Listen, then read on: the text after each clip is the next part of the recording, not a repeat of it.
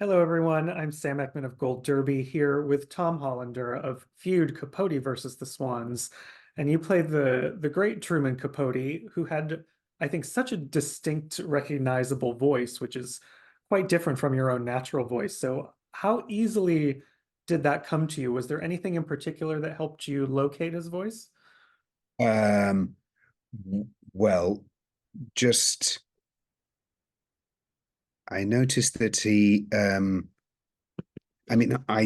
it's just going into it's going into the voice that we all have before our voice breaks. So it's there, it's in the same voice that, men, actually women's voices break as well, I think, don't they? I think they do get lower, but they don't break in the same way. But in adolescence. So uh, it's the voice that young boys have, and he hung on to it, and it's also the voice that falsetto singers use. Um, so we can all go into it. Uh, it's that voice, and he kept it, yeah, but he didn't keep it when he was laughing. Sometimes when he laughed, it would go down, and um you'd hear the man, not the boy. um but also it was, yeah, it was there was a femininity to him, which that was who he was. So that's how I located it. I'd done it, and listen and repeat. There was a lot of listen and repeat. Mm.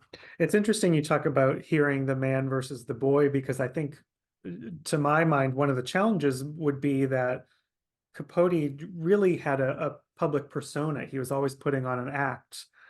So how did you kind of manage the public persona, Truman, versus the private persona? How did you approach those? Ooh. Well, I'm not sure that I made um, a particular distinction between. It's not as if I don't think there were two personas. um, uh, but he definitely. I mean, I don't think I was a different person in the private scenes. Not. Mhm. I don't think I was, but the scenes were different. I mean, he definitely, when he was. Well, actually, I did most of my research from his, either the documentary, the Maisels documentary, or um, the chat shows. Them, and he did so many chat shows that I think actually you can see there are some chat shows where he's kind of on and he's performing, and he's doing he's being professional Truman Capote, and there are other chat shows where, particularly as he gets older, where he's not actually. I don't think he is. There's no separation between public Truman Capote and private Truman Capote. And I think as he got more isolated, uh, he was using those. I think the reason that his chat shows are so extraordinary is because he was being so open. He was actually, he was sort of oversharing. Uh, so I suppose my answer is I don't know if there was a difference. I Mm. think that persona that he developed was such a carapace. It was such a it was who he was, because he started behaving like that from, a young age, and that was his defense against the world, and that was him. Yeah. Yeah, I He was put, has he was putting it on, but he wasn't. he has this really intense downward spiral with alcoholism, which is displayed during the show. How difficult is it to play someone like that who is, a functioning alcoholic? And it seems like it would be easy to kind of veer into caricature, but this is very real and terrifying at times. Well, thank you. I mean, the difficulty with them, because I was in a film once with Johnny Depp, called The Libertine, which in which Johnny Depp was playing an alcoholic who went down like that, and it was a problem in the structure of the film that it's a kind of downwards. It's just it does that, and there's no redemption coming, and that for a writer and for a director, for the makers of someone doing a self-destruction piece, it's kind of tricky. You have to work out how to I suppose all that jazz is an example of where you kind of keep it going by playing with your time, your time going back and forth, but also your tone. And so we in episode 8 in Feud, Robbie Bates wrote a sort of series of fantasies in which you know Truman is not falling apart. Truman is PB Jones, his alter ego, and so he's bright, and and he can do anything, and he can solve all the problems. He can heal everyone. He's got sort of a superpower of Truman superpower, where he heals all the wrongs that he's done. So there were sort of clever conceits to keep the structure from that downward trajectory. But in terms of the acting of it, which I think is what you were really answering, what you were really asking, I don't know, other than by just trying to, I've played quite a lot of drunk people, and over the years, and I did used to get quite drunk quite often in public. So I think people, possibly that's why they asked me to play the parts. I don't know. It was, and then I watched quite a lot of people around me. I've known quite a lot of alcoholics, and as you go, I'm 56, I think. Yeah, and I'm not lying. People fall by the wayside. Um, People who you had fun with, people with whom it was all fun, suddenly it's not fun anymore, and they can't stop, and the jokes become tired, and the stories get repeated, and there's a sort of weariness to it, and there's often very bad outcomes unless people get AA or something, get saved. So I suppose what I'm saying is I've seen it around me quite a lot. Showbiz is full of, someone's always handing you a glass of something, either because something's gone terribly well or because it's gone very badly. but it's sort of someone's going, have a glass of champagne. There's it's easy, and it's easy for people. People are living on their nerves. People on their all the time. They're the anxiety of the adrenaline. Theatre is used to be notoriously a drinking culture, because to come down after the show, or to get over what had happened during the show, and also just to sort of keep going through the night to celebrate the show. It all involves alcohol. In fact, in England, they used to, maybe it's British. No, British people are thought of as sort of alcoholic, aren't they? But so's half the world. And people drink lots in America too. But what was I going to say? Can't remember. Yes, I was going to say maybe that's why they asked a Brit to play it, play Truman. But I think Tennessee Williams was an alcoholic as well, wasn't he? I mean, I think it was very, it was hard, isolated, writers on their own, lonely, gay, in a period when it was really hard to be gay. There are a lot of reasons. Yeah. Well, speaking of his writing, I was curious because you said you went back to his talk show appearances, but did you ever go back to his writing? Did that kind of provide any insights, into his Well, it psyche as did. you're playing him? Yes, because of the extreme sensitivity. There's his extreme sensitivity. You get it you can see it in the writing, in the subtlety of his perceptions, the sort of level of detail that there is in the poetry of his sentences. So you can see that he's, very, very, I can only use the word sensitive. So he's reactive. So he's a very feeling person. I'm actually reading a book by Colm Toibin. I hope I'm saying his name right. A gay man. Again, the sensitivity is almost painful. So I think, and actually you can see, I remember reading Other Voices, Other Rooms when I was a teenager, and I remember the atmosphere of that.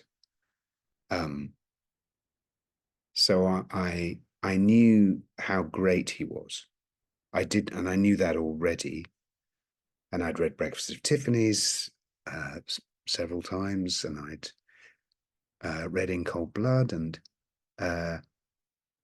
and it was weird that actually gossipy Truman, the sort of gossipy socialite Truman, was in a way not the greatest Truman.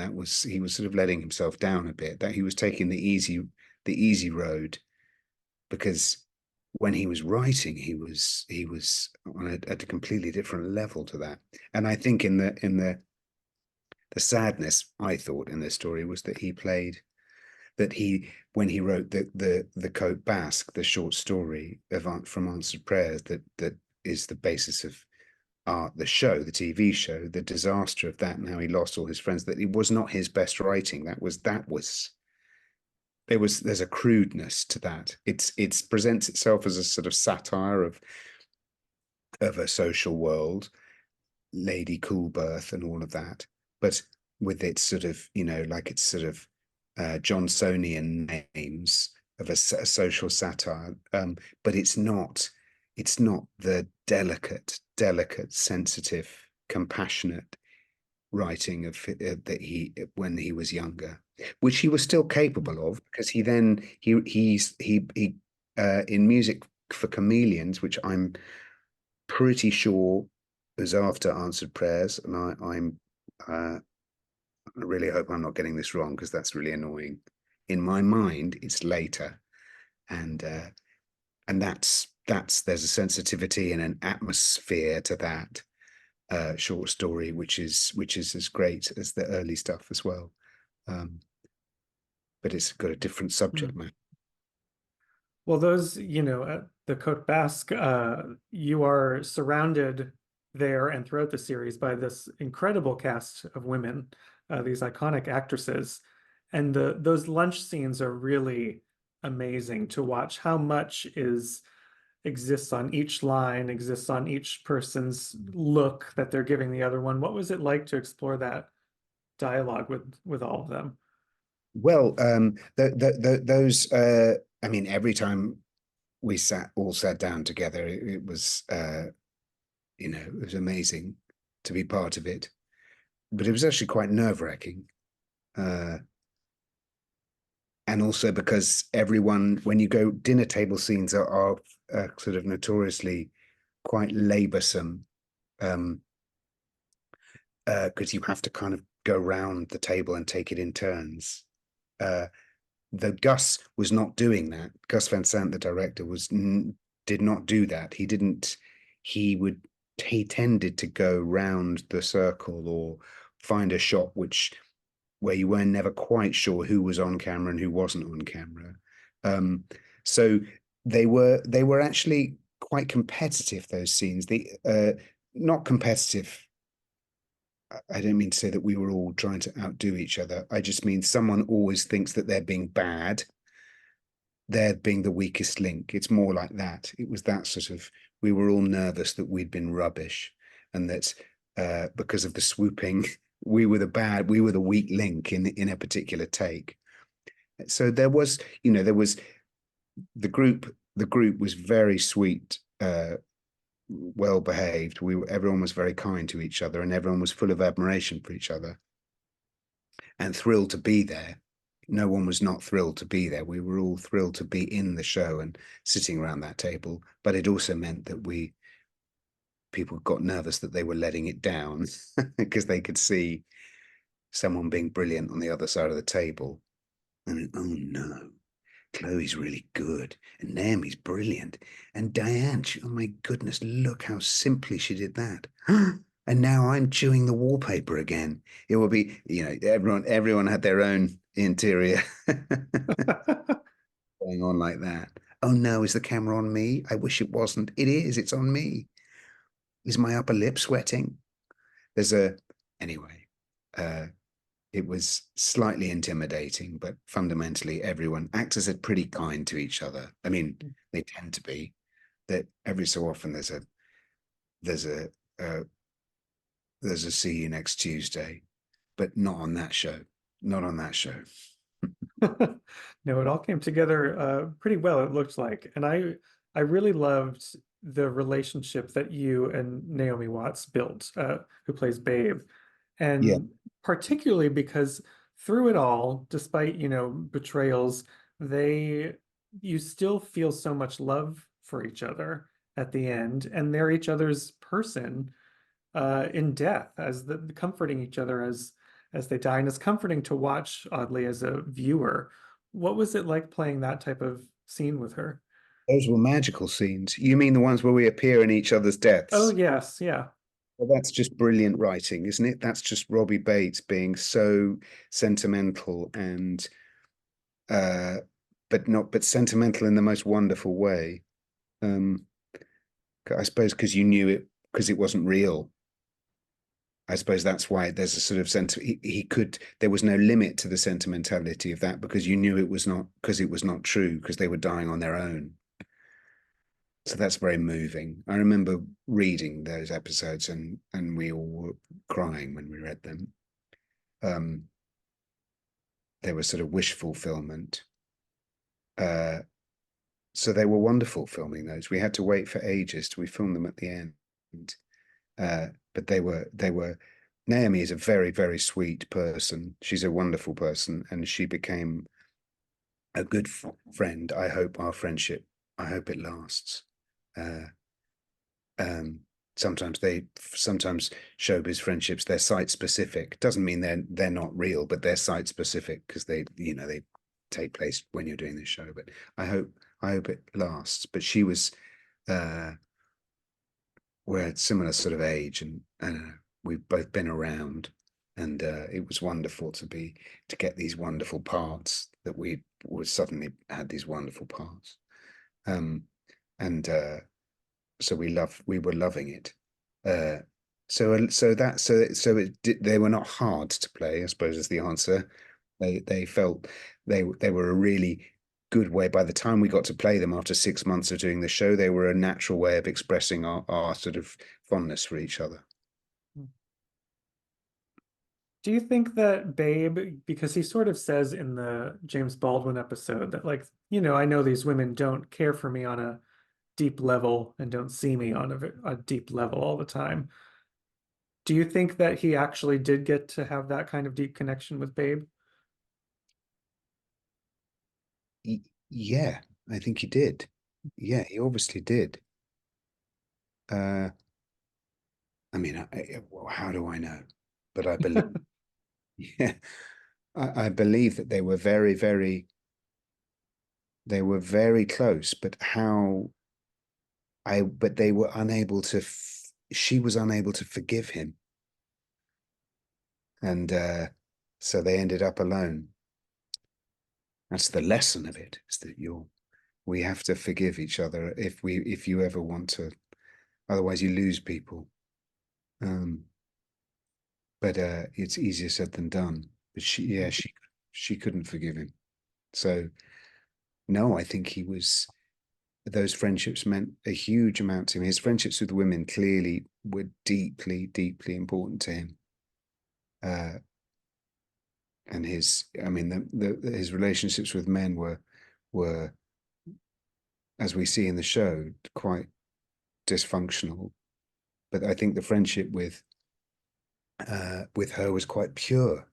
So, but there must have been, as in the James Baldwin episode, some level of anger and resentment, which he was expressing in the Cote Basque, which he allowed himself to express, which is why he's so cruel about them all. He should not have pressed send. He should have written it and put it in drafts. Well, we'll instead carry the message of forgiveness with us, which is a great way to end the series, I think. So, Tom, thank you so much. It's been wonderful talking with you, and fantastic job in Feud, Capote versus the Swans. Thank you. Thanks for interviewing me. Thank you. It was fun. Thanks.